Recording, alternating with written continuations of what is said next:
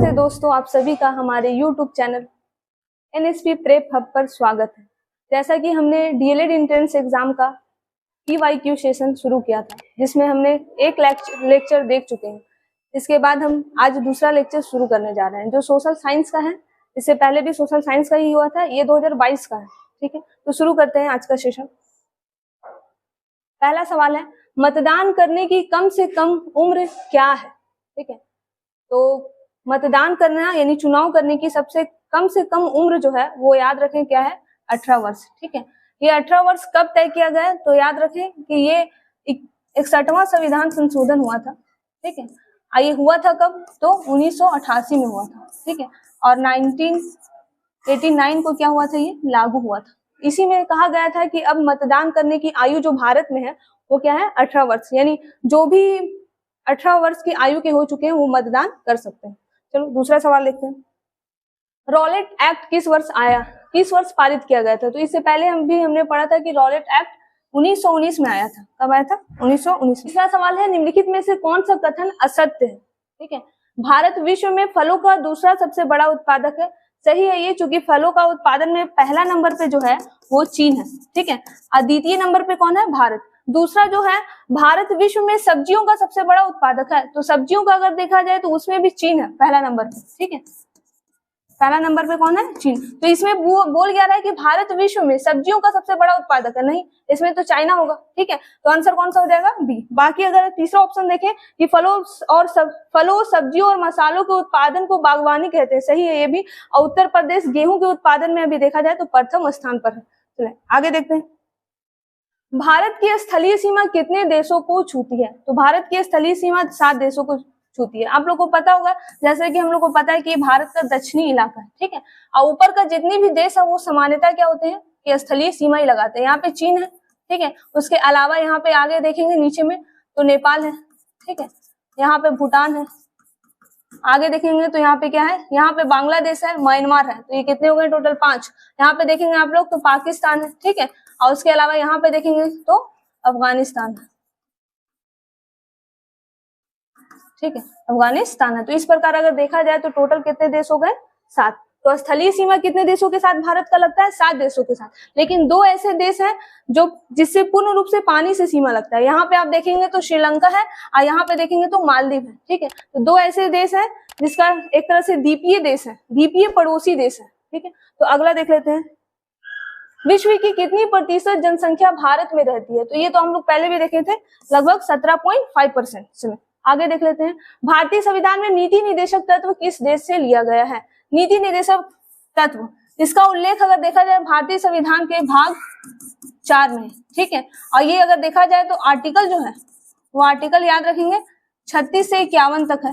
ठीक है, आइए भारतीय संविधान में अगर देखा जाए तो ये कौन से देश से लिया गया है? तो आयरलैंड से। कहां से लिया गया है? आयरलैंड से। अगला, लोकतंत्र में कल्याणकारी राज्य की संकल्पना संविधान के किस भाग में दी गई है? तो याद रखें क्या कि कल्याणकारी राज्य मतलब होता है क्या कि एक ऐसा राज्य तैयार करना जिसमें समान लोगों के साथ समान अवसर हो। यानी अगर देखा जाए तो समानता का वहां पे ध्यान रखना, यानी अगर देखा जाए तो राजनीतिक समानता, न्याय में समानता। ठीक है, तो ये अगर देखा जाए तो ये मुख्य रूप से भाग 4 में है। ठीक है, आगे देख लेते हैं। सासाराम नगर का विकास किस काल में हुआ था? तो आप लोगों को पता होगा कि सासाराम में ही अगर देखा जाए तो उस समय अगर देखा जाए शेरशाह सूरी का शासन था। ठीक है, और शेरशाह सूरी का मकबरा भी कहाँ है? सासाराम में। ये संबंधित है मध्य युग से। ठीक है, आगे देख लेते हैं। भारत का प्रथम तेल शोधन कारखाना, यानी जहाँ पे तेल का शोधन किया जाता है। जैसा कि आप लोगों को पता है कि तेल जब निकाला जाता है भूमि के अंदर से तो वो शुद्ध रूप में नहीं होता, वो अशुद्ध रूप में होता है। तो उसको शोधन करने के लिए जगह जगह पे क्या किया गया है? कारखाना स्थापित किया गया है। तो पहला जो कारखाना स्थापित किया गया था वो आसम के डिगबोई में। उसके अलावा आप लोगों को पता होगा बरौनी बिहार में है, ये भी तेल शोधन कारखाना है। और मथुरा यूपी का तेल शोधन कारखाना है। ठीक है, अमेरिकी स्वतंत्रता संग्राम कब हुआ था? 1776 में। ठीक है, अमेरिका आजाद भी एक तरह से देखा जाए तो अमेरिकी स्वतंत्रता संग्राम अगर देखा जाए तो 1776 में हुआ था। और उस समय अमेरिका पे जो शासन था वो अंग्रेजों का था। तो वहां पे जब संघर्ष हो रहा था तो अंग्रेजों की तरफ से कौन सेनापति थे? तो याद रखेंगे कॉर्नवालिस थे। कौन थे? कॉर्नवालिस। ठीक है, पृथ्वी की सतह का कितना प्रतिशत पानी से ढका हुआ है? 1/4, आधा, 3/4 या 2/3, ठीक है। तो पानी का अगर देखा जाए, पूरा पृथ्वी को अगर ले लें तो पृथ्वी पे लगभग 71% पे क्या है, पानी है, ठीक है। 71% पे क्या है, पानी।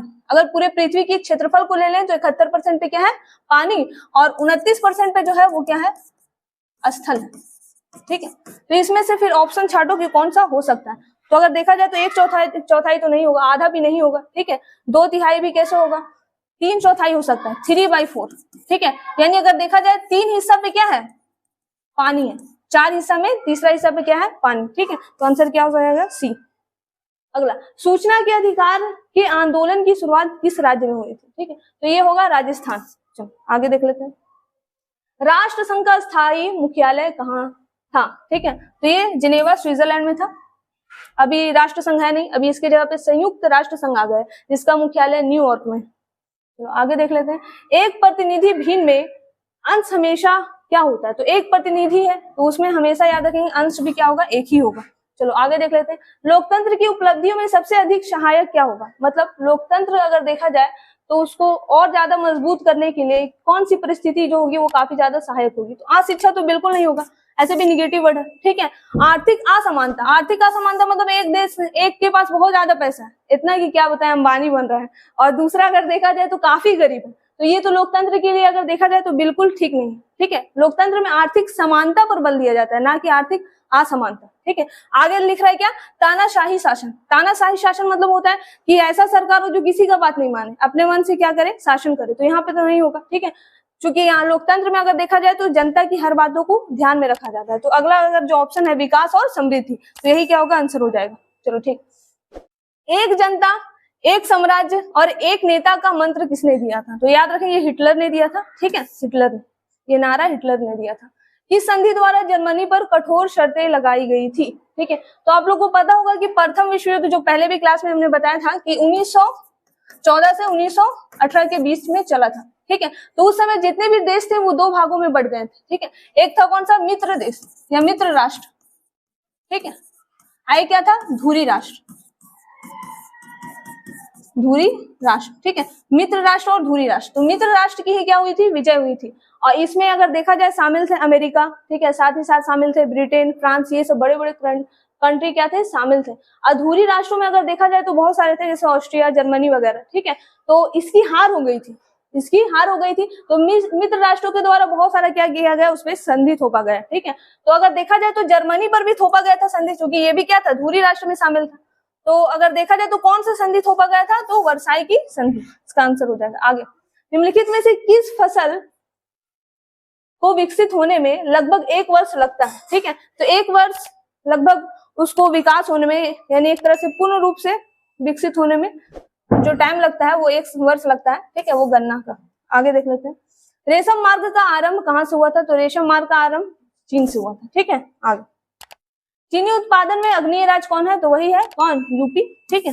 ये क्वेश्चन भी रिपीट हो गया है, PYQ ऐसे भी रिपीट होते हैं, तो ध्यान देना इस पर। तो सवालों का सिलसिला यहीं समाप्त होता है। बने रहें हमारे YouTube channel NSP prep hub के साथ, ठीक है। शेयर करें, लाइक करें, सब्सक्राइब करें। Thank you.